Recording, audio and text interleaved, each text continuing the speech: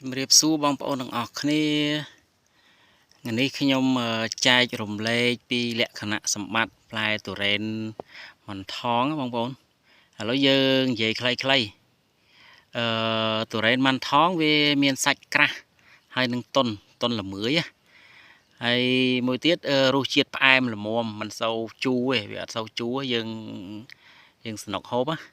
ហើយមួយទៀតគឺលក្ខណៈសម្បត្តិរបស់វាមួយទៀតគឺផ្លែវាក្របវា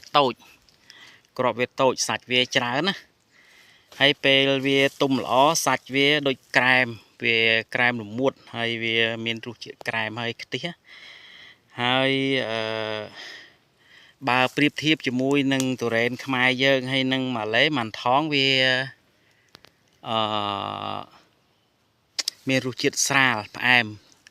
មងាយហូបវាអត់សូវផ្អែមពេកហើយក៏វាមិនសូវជាសាបពេកដែរ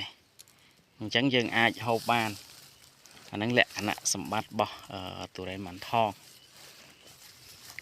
ហើយនេះយើងទុរេនរបស់នេះពូជម៉ាន់ថងដែរបងប្អូន